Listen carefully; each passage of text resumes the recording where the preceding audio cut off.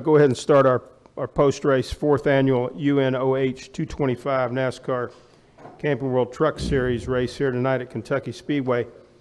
Our top finishing Sunoco Rookie of the Year candidate is Ben Kennedy, and he's the driver of the number 31 Turner Scott Motorsports Chevrolet. And Ben, certainly a stout run out here at Kentucky. Just talk about your experience running out here in the truck race and how you thought you fared tonight. Yeah, I felt like we were okay. Our setup was off a little bit. Here and there, we had bounced between being wrecking loose and plowing tight. So we could never really find a happy medium as the race went on. The sun going down and everything, track temperatures changing. So just trying to keep up with the racetrack, and it just didn't really go in our favor there at the end, but, we'll take a top 10. Just learn as much as I can. I got a lot out of tonight, and, looking forward to Iowa. Got time for some questions. Got a question. Come on up, Ryan, if you'd like. Questions right here, Stan. Let's get him a wireless. We got a wireless mic. Come on up, Ryan. Stan Creekmore with RPMtonight.com. Ben, what do you think is the biggest thing you learned in the process of racing tonight? And could you be a little more direct as to where the truck was, just to where it wasn't making you feel right? Well, we had one run there where I just could not get into turn 3 at all. Just absolutely wrecking loose every lap of the race. And then we were awesome through the center and on exit, and then we had another run where we were good on entry, but then, plowing tight through the center and exit. So just couldn't find a happy medium of making it, good on entry and then getting the truck in the track through the center and turning up off the corner. So the biggest thing you learned as a driver is the person in tonight's race? I don't know, just experience being here. Another 150 laps complete, in the books and everything. Just learning the aero, learning these tracks. Haven't been to this track before, haven't been to a lot of these tracks. So, just picking up on it, taking it one step at a time. We're also going to hear from our race runner-up and our third-place finisher. Our race runner-up is Darrell Wallace Jr., and he drove the number 54 Toyota Made in America Toyota. And our third-place finisher was Ryan Blaney, and Ryan drove the number 29 Cooper Standard Careers for Vets Ford. We'll hear first from Darrell. Darrell, just talk about your run out there tonight here at Kentucky. Certainly having to run down Kyle Busch is no small task. Oh, yeah, sorry. Talking about booties over here. These booties. Yeah, a good night for us. A lot better than last year when Blaney decided to put it on my door and come around on me. But no, a lot better. Ended up finishing second to the boss, and it's so tough to beat him. No one has this year, and say that again. A good night for us. Of course, we led some laps out there at the beginning, and then once nightfall came around, I heard Ben talking about being loose in, and it's like every other lap, it would be tight in or loose in, and just really couldn't, get a true feel for it. So we just adjusted on it, and it was a hit or miss, and couldn't fire off on restarts, but had to make the most of it on that last one. I had to remember, and my crew chief Jerry reminded me that on cooler tires in practice, but that's when we ran our fastest lap. So we had to really get after it on this whatever that 8-lap restart was, and tried to make the most of it. But you're racing against a Cup star, and he knew what to do there.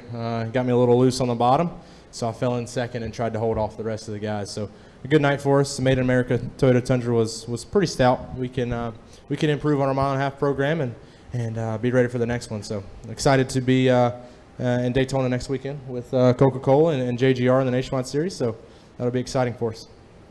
Good deal. And Ryan Blaney was our third-place finisher here tonight. And Ryan, just talk about your run out there tonight. Certainly you were running out towards the lead most of the evening. Talk about how you thought things went. Yeah, it was a very productive night for us. We didn't start great.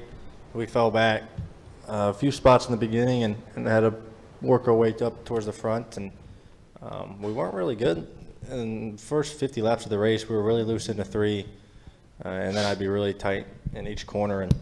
And that was really tough to try to race around guys and Chad Kendrick and everybody at BKR did a good job of getting it better and getting us track position, and we had great stops all night. I think we gained at least 1 or 2 spots on pit road all night, and that was really beneficial. You could tell, how important track position was. It was really hard to make your way up through the field once you got in the back, unless you had a really, really fast truck. But good to get the Careers for Veterans truck. It was good to have them back on board. We only got one more race with them at Michigan, and it was good to get them a good finish.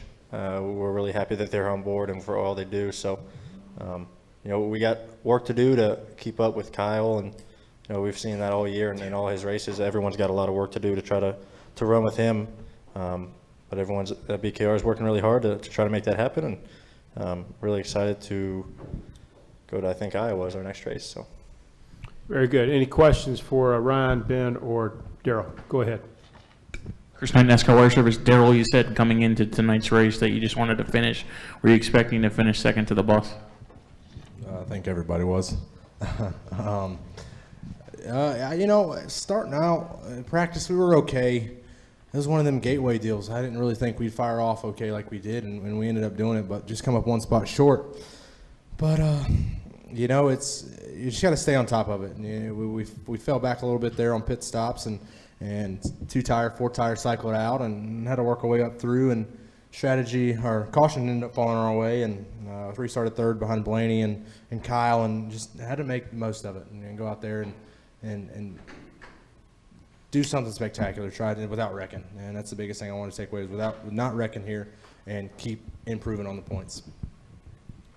Were you surprised to get by him earlier in the race when you took the lead on lap 2? No, because in the driver's meeting he said he'll give me the top. He said you can't win it at the start, but I'll try to help you. So I kind of expected that, but it's so hard to tell with him if he's trying to get around you or if he's just trying to pace out like we did and then get around me and pull away. So it's just things we'll learn, and we'll go from there. Stan? Stan Creekmore again with RPMtonight.com. For all three of you, in essence, a lot of the talk from the Sprint Cup drivers, including Kyle, have been about the bumps in this track. How critical to your race and your finish were the bumps that you felt on the track tonight? For me, it wasn't too bad. If you got really low on the front stretch, you'd hit the ski jump there, and I talked to Ben about it before the race, and yeah, and Blaney had a nosebleed yesterday, but mine was okay. It didn't affect me at all. I guess just where putting the truck in different groove would kind of help me through, but I did find out actually in 3 and 4 there's a couple bumps that would kind of help our Tundra rotate a little bit better, but it kind of faded away towards the end of the race, but didn't really affect me that much. Yeah, same here. He pretty much covered it all. There's one coming down the front straightaway, and if you're passing someone, you'll probably hit it.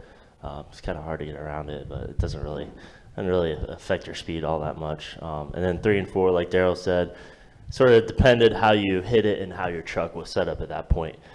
You could either hit it and the back end would hop around and get loose or sideways, or you hit it and sort of move up the track. It all depended on the angle you hit it and how fast you're going through there and how your truck was set up at the point. But that's pretty much the only bump that we really played with at all. Yeah, like two of them said, really the one coming off of 4 is really big. If you hit it wrong, you can kind of go above it or way below it. But if you're in the center of it, it's really big and really hurt your truck.